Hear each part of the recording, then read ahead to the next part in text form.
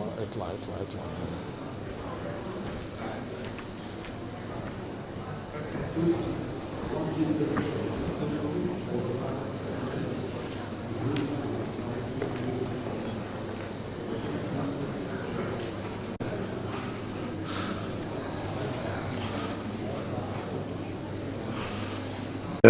Our symposium. I would like to thank the Roche staff for giving me this opportunity and to co-chair the session with my friend, Professor Tariq Hashim, and to introduce again my dear friend, Dr. Muhammad Abdallah, Professor of Clinical Oncology. The title of his talk would be Treatment Paradigm for Metastatic Breast Cancer, a focus on HER2-positive patients. Professor Muhammad. Bismillah ar-Rahman ar-Rahim, Mr. Chairman. Good afternoon, ladies and gentlemen. First of all, I would like to appreciate my respect and gratitude to the organizing committee of this really elegant event, especially our friend, Dr. Hisham Al-Ghazali. As usual, everything is well done. Also, my big thank for our friends in Roche Oncology for inviting me for this session, addressing treatment paradigms in the treatment of metastatic breast cancer. As we all know, breast cancer is the most frequently encountered cancer among females, and it ranks the first among cancer-related deaths between females. As we know before that breast cancer is a disease of elderly women. However, we have an increasing incidence of disease to be encountered in the young age group, particularly in the age below 35 years of age, and this is categorized as a poor prognostic factor by itself. So it is now also a national problem in worldwide because it affects ladies across their lifespan. Breast cancer is really a heterogeneous disease with natural history. The range of natural history is quite wide, between completely indolent disease to severely aggressive one. This depends on a lot of biological factors behaving and playing in the backstage of disease. Also, identification of cells expressing HER2 receptor, human epidermal growth factor 2, with overexpression that correlates with poor prognosis among treated patients. The introduction of anti-HER2 agents since the year 1998, where trastuzumab, the first one, was approved, had changed much of the landscape of disease. For many years, we used to identify breast cancer according to the morphological entities, infiltrating duct carcinoma, lobular, mucoid, and so on.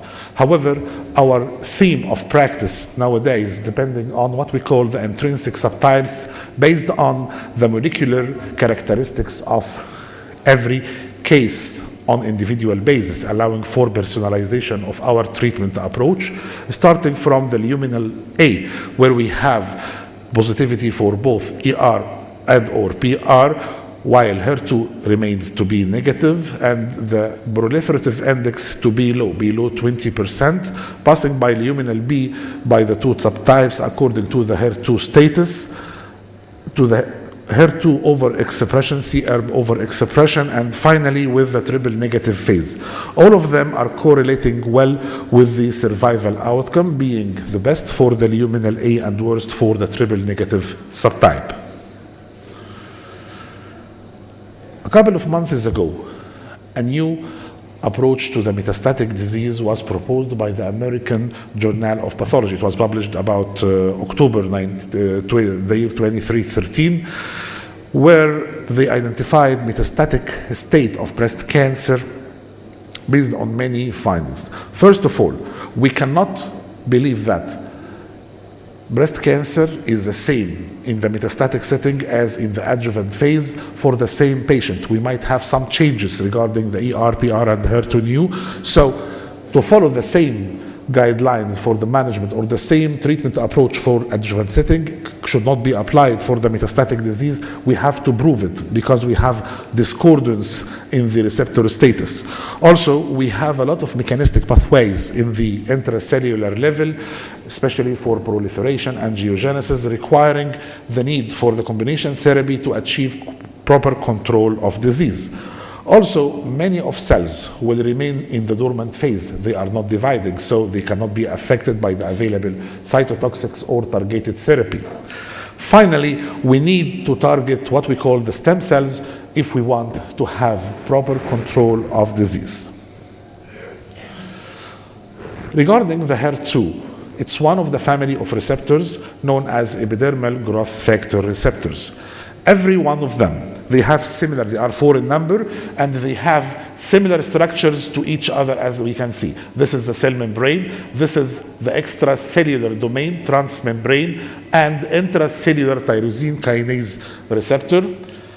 This part is responsible for binding either with growth factors, as in case of HER1, 3, and 4, while 2 has no ligand, no specific ligand for HER2. Also, we have a small area for binding. To be activated, we need what we call dimerization, where 2 receptors are going to bind together via slice, like this. Here, the HER2 is going to be activated, leading to transmission of signals to the tyrosine kinase pathway, leading to initiation of intrinsic biological cascade, mainly activation of the PI3K, the mitogen activated protein kinase, and what we call the STAT. All of them are going to talk with the nucleus of the cell, the nucleus of the malignant cell, leading to promotion of the proliferation as well as the process of angiogenesis, leading to the hallmark of malignancy, which is growth, proliferation, angiogenesis, invasion, and metastasis.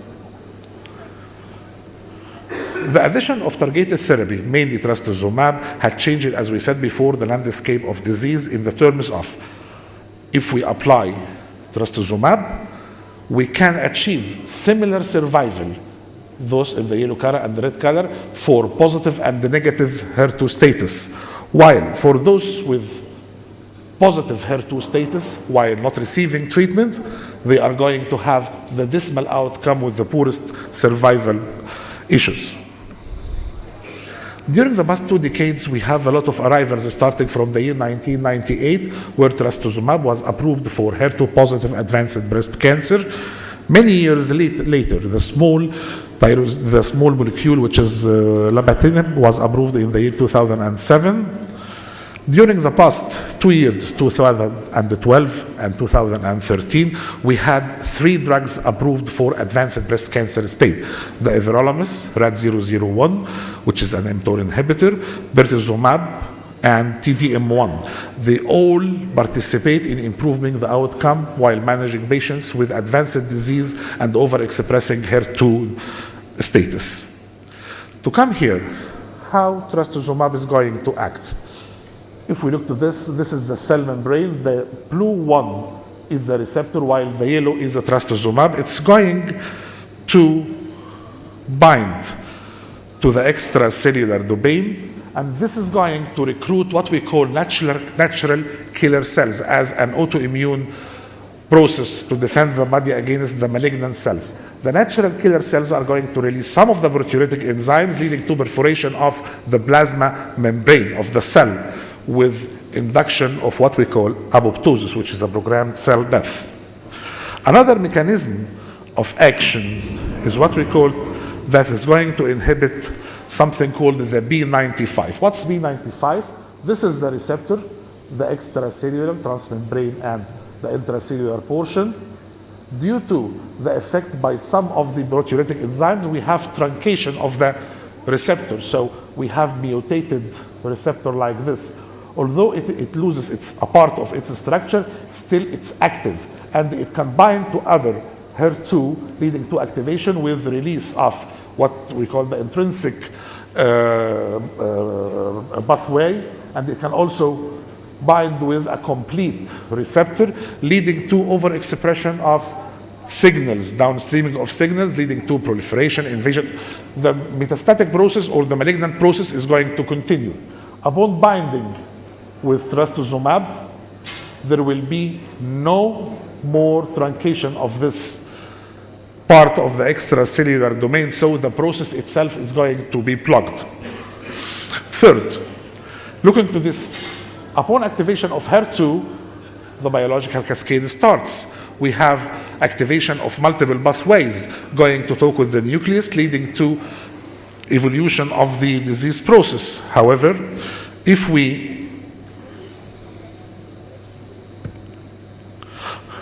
going to use trastuzumab, it's going to block this, and the cellular proliferation is going to be stopped because we inhibit the growth signaling process.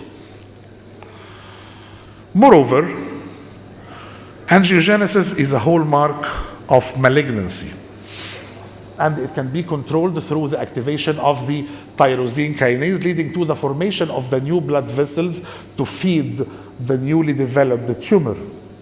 If we are going to apply trastuzumab here, as we see to this side, the process is stopped, no more angiogenesis, we will have arrest of the growth and again induction of apoptosis.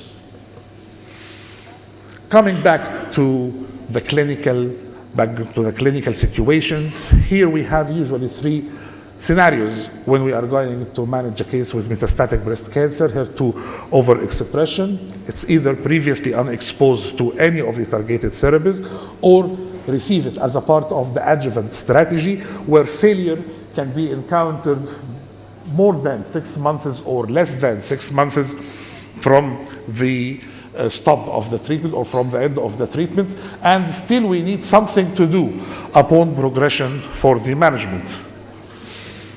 Trastuzumab was approved for the management of advanced breast cancer, advanced and metastatic breast cancer with HER2 overexpression, and its validity was proved through many trials. The first of them was published in the year 2001 by Slamon and his colleagues in the New England Journal of Medicine, randomizing about 469 patients, just simple randomization between chemotherapy alone versus chemotherapy plus trastuzumab. And this chemotherapy, it was anthracycline based for those not receiving anything, for naive patients, versus paclitaxel, the introduced joker of the cytotoxics at that time, versus no targeted therapy in the other arm as a control group, where we have improvement regarding the progression-free survival concerning the trastuzumab arm, whatever the chemotherapeutic used. Also, when we stratify patients according to the chemotherapy phase, the anthracycline versus the paclitaxel, the benefit was maintained, and it was extrapolated for overall survival advantage in favor of using trastuzumab plus chemotherapy in such patients. Again, whatever the chemotherapy used, the benefit was still there.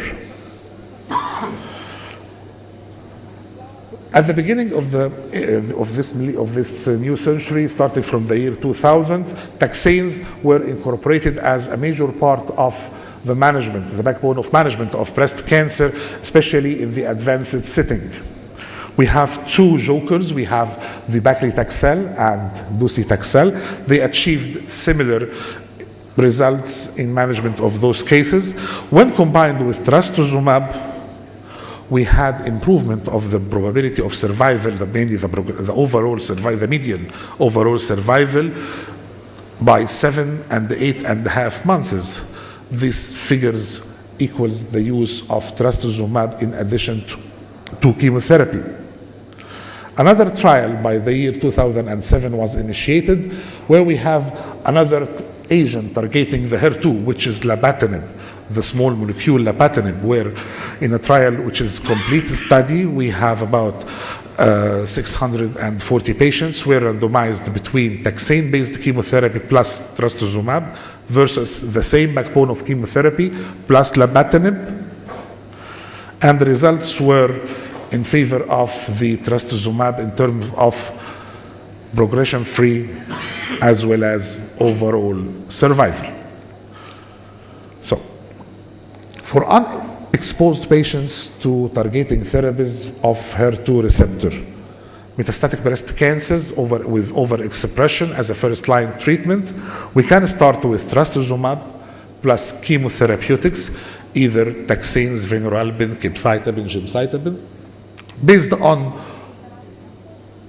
the clinical experience of the practitioner, based on what the patient had received before as an adjuvant treatment.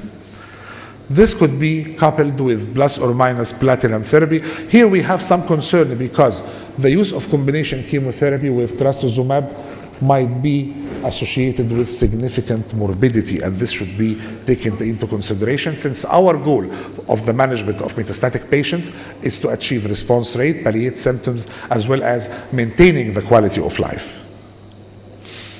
But still we need something. Still we have patients that are progressing, which are progressing on treatment. So we have the new arrival, which is pertuzumab, trying to augment the response obtained with trastuzumab.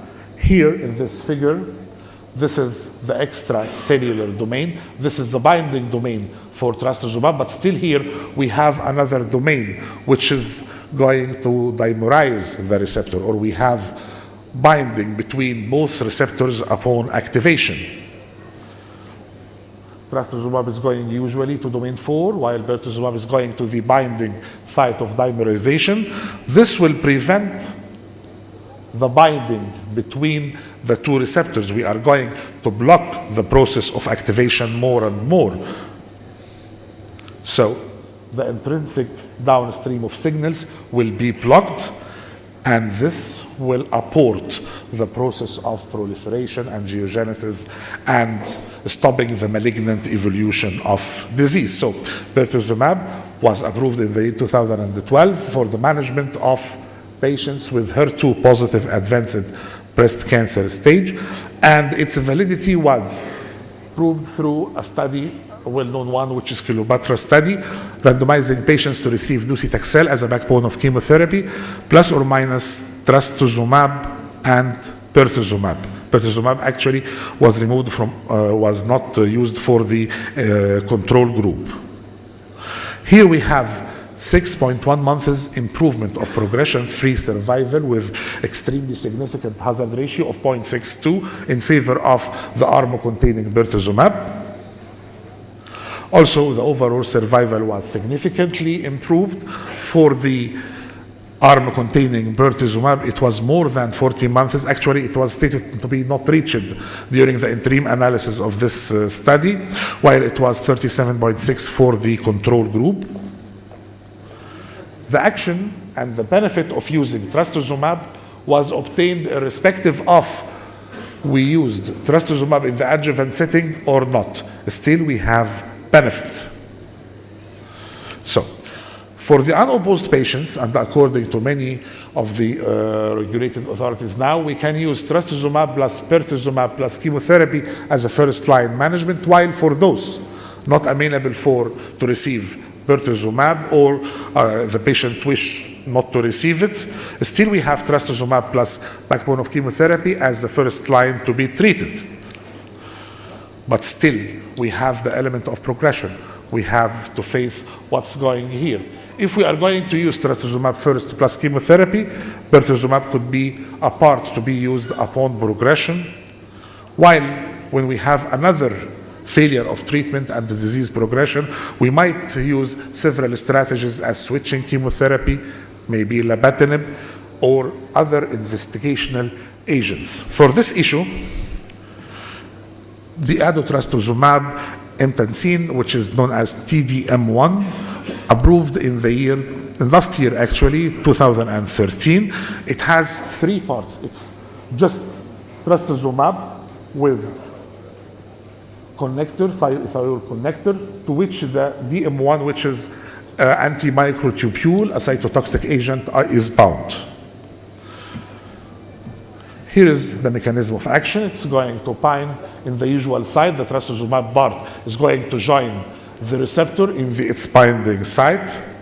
This is followed by what we call internalization of the whole receptor drug complex into the cell. And upon completion of this, the complex is going to be degraded by many of the proteolytic enzymes with the release of the cytotoxic component, the DM1 component, that's going to bind with the microtubule. This will end with apoptosis and cellular death. TDM1 was tested in a phase 2 trial, and its validity was confirmed through randomization of HER2 positive patients. They were recurrent or locally advanced following treatment, and randomized between TDM1 plus the control arm, which is the basic management, trastuzumab plus docetaxel, allowing for crossover upon disease progression. Patients are going to receive TDM1.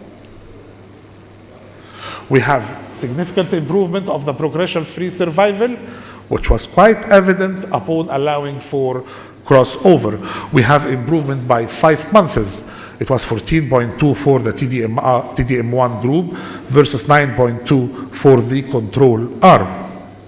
Again, the value of TDM1 was confirmed in the Emilia study, where patients with prior taxane and trastuzumab therapy, upon progression in one-to-one fashion of randomization, go for either TDM1 versus capecitabine lapatinib till disease progression.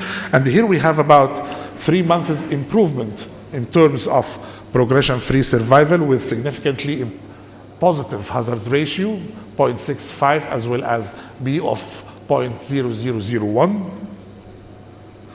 Also, we have significant improvement in terms of the overall survival at 2 years, 65.4% versus 47.5%.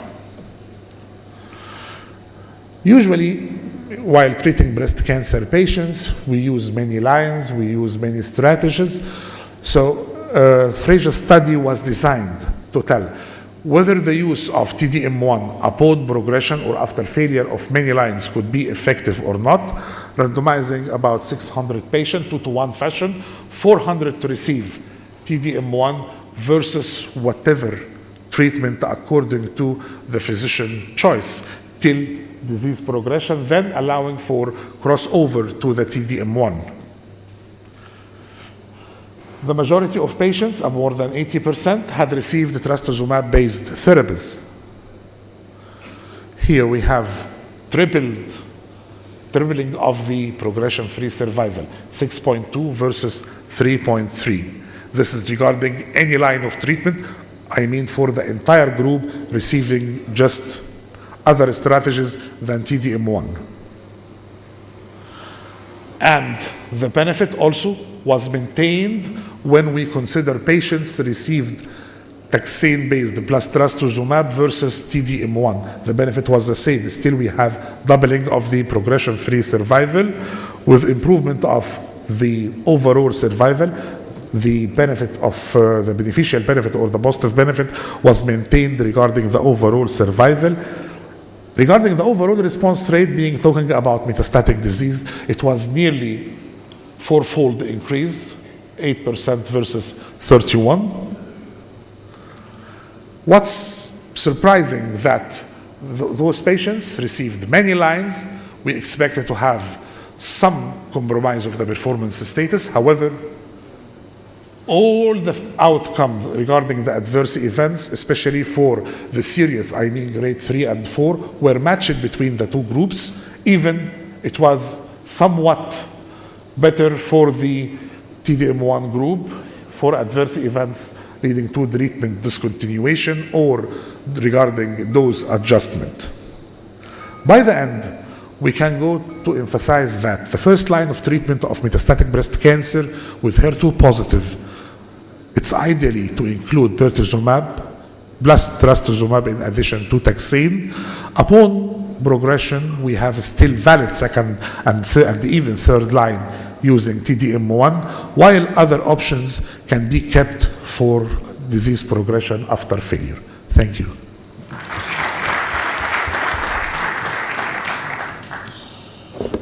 Thank you, Professor Muhammad, for this very elegant talk. And now for any questions. Yes. Hi, Dr.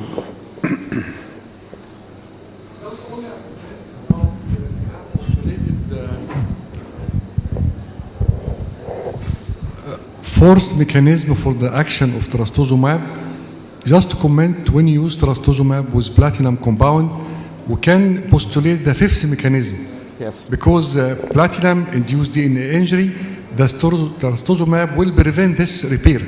And this is data released from the TOGA trial when you use cisplatin plus 5-FU trastuzumab in the TOGA trial in metastatic gastric cancer. I think the same mechanism when you apply radiotherapy with trastuzumab, the trastuzumab will prevent the repair of the DNA. And this is postulated as the fifth mechanism for trastuzumab. Totally right. I do agree with you. Any more questions? Dr. Mohammed, I have just a question. As you have mentioned, trastuzumab is the cornerstone in the management of patients with metastatic breast cancer. So, from your point of view, is there any way to assess the resistance if you are giving it with chemotherapy and you find the patient got disease progression? How can you deal with this? Do you change the chemotherapy? Yes, it's one of the postulated mechanisms that we can switch the chemotherapy backbone to other agents not used. So, is there any way to assess the resistance to trastuzumab? To trastuzumab by itself, Or it's it's like just other clinical targeted background? agents. Let me tell you something that, like other targeted agents, we have some mechanism, some biological mechanism. We are trying to stop it either by blocking the receptor, blocking of the intrinsic pathway.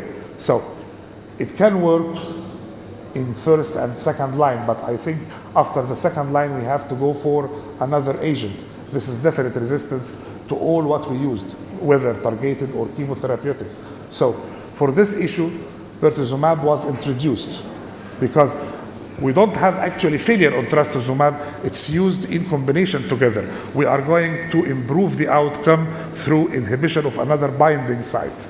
We have many of the binding sites where the disease can be activated. The cellular activation actually can proceed. So trastuzumab is going to block the binding site with the other receptor, with the site of activation of the extracellular domain, while pertuzumab is going to block the binding site of dimerization with other receptor, which is essential for activation to proceed through the cellular malignant process. So we expect that we have developing resistance from the cells through the application of lines. But before telling that the biological process is stopped, we have to think that this lesion or this disease or this situation has some resistance to the adopted chemotherapeutic backbone, and then following the second line, we can after failure of the 2 lines of treatment containing trastuzumab, for example, we have to shift to another line of targeted agents, or trying to improve the function through the addition of trastuzumab, or adding something like TDM1 to hit in another way. It's like, that it was postulated, it's like the Troy story. If you remember it, we have some tricky action with the malignant cell. We are introducing an anti or cytotoxic element into the cell while applying targeted agent for the HER2. Many mechanisms can be adopted, but I think, to my mind, that to tell that the cell is resistant to trastuzumab, we have to pass through 2 lines at least. 2 lines before shifting to... Before shifting, yes. In the last San Antonio, there was 2